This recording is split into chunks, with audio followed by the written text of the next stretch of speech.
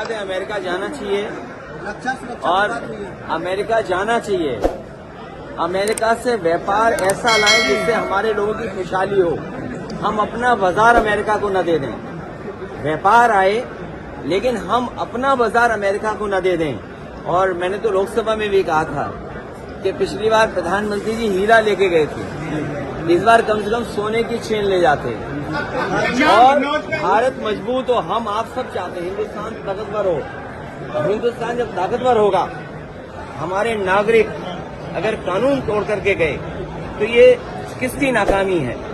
क्या यही विकसित भारत का सपना है कि लोगों को नौकरी रोजगार नहीं है, वो मजबूरी में जा रहे हैं वहां पर और इनकी सरकार में दलाल पैसे लेकर के भेज रहे हैं, जिसमें पंजाब है, गुजरात है।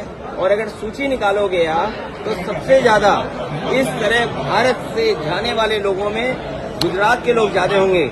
भारत इतना मजबूत हो, हमारा देश इतना मजबूत हो कि कोई भी देश हमारे नागरिकों को बेड़ियां और हथकड़ी लगा करके न भेजे। और फिर अमृत काल में अमृतसर उतारना, ये कहीं न कहीं भारत को और हिंदुस्तान को नीचा दिखाने की कोशिश थी।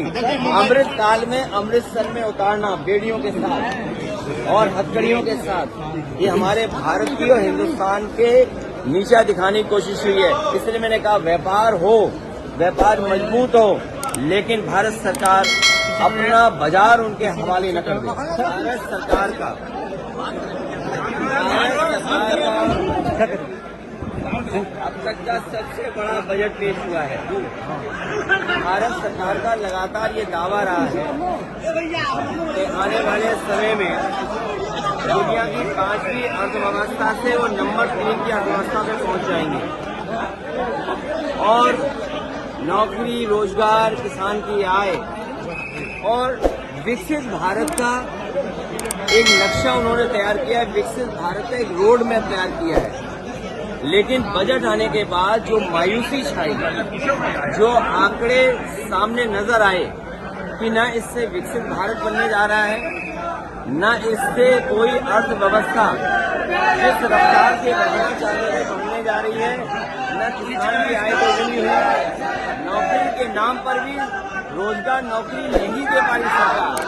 जो लोग कहते थे मैन्युफैक्चरिंग में हम मेक इन इंडिया या और जो नारे दिए थे, जब वो सब असफल हो गए तो चोरी छिपे जानबूझ करके वो बिल लेकर के आए हैं। बिल इसलिए लाए हैं कि बजट की मायूसी है, बजट से कोई उपलब्धि नहीं है, इसलिए जानबूझ करके अपना पुराना जो उनका तरीका है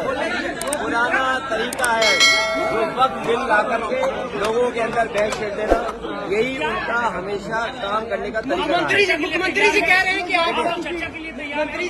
आप जिस तरीके से कोविड वैक्सीन लगवाए उसी तरीके से आपने स्नान भी किया। मुख्यमंत्री, मुझे तो इस बात की खुशी है कि आने वाले समय में हम लोगों को कपड़े पहन करके स्नान करना होगा। भाई ये चीज तो हमें सीखनी चाहिए। ये जो चीजें सीखने की हैं वो हमें अपने मुख्यमंत्री जी से सीखना चाहिए कि पूरे वस्त्र पहन के स्नान करना चाहिए।